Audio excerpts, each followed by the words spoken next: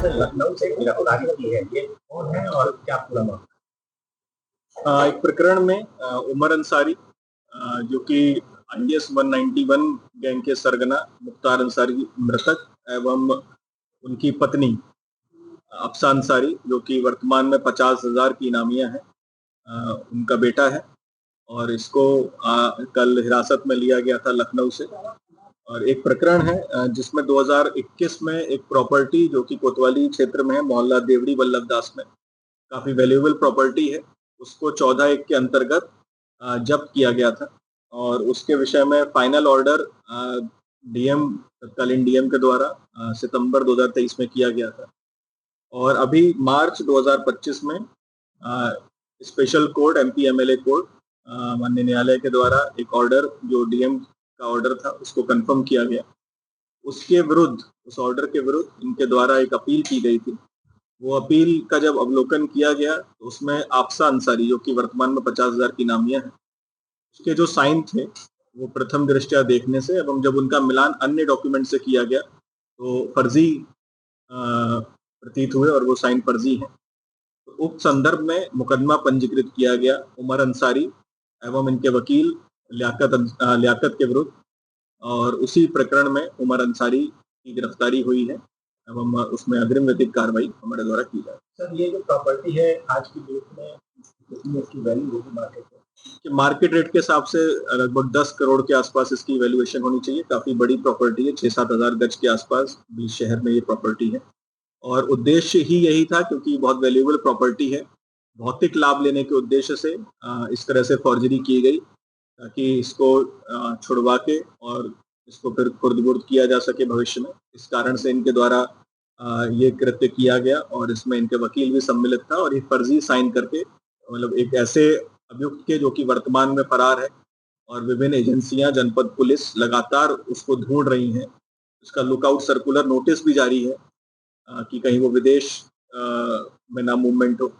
फिर भी उसी व्यक्ति का, उसी महिला का जो 50,000 की नामी है, उसका साइन करके ये कृत्य किया गया जो कि बिल्कुल दर्शाता है कि अल्टीरियर मोटिव थे और भौतिक और आर्थिक लाभ लेने का उद्देश्य था उनके बेटे के द्वारा। तो इसी प्रकरण में ये कार्रवाई जनपद पुलिस के द्वारा की जा रही है। सर, इनकी गिरफ्तारी हो गई?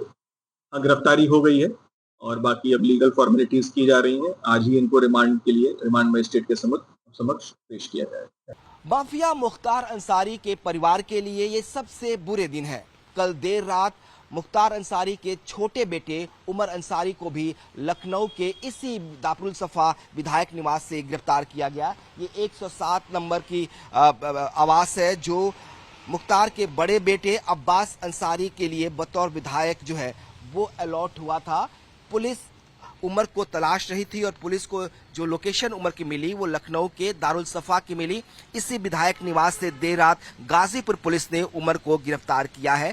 उमर पर आरोप है कि उन्होंने गैंगस्टर एक्ट के तहत जो प्रॉपर्टीज कोर्ट में अटैच हुई थी उन्हें छुड़ाने के लिए अपनी माता उस अफसा अंसारी का फर्जी साइन किया, फर्जी सिग्नेचर किया और कोर्ट में इस बात को शक हुआ, लिहाजा इसकी जांच की गई और इसके बाद इसमें बाकायदा FIR दर्ज की गई और उमर को देर रात यहां से गिरफ्तार कर लिया गया है।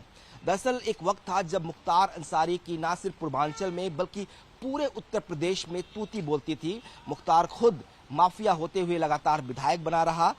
उसके बाद उसकी मौत जो है जेल में होती है और परिवार के लिए बुरे दिन शुरू होते हैं। मुख्तार के बाद उसके भाई की सांसदी, अफजल अंसारी की सांसदी भी खतरे में पड़ती है, हालांकि कोर्ट से उसे राहत मिलती है।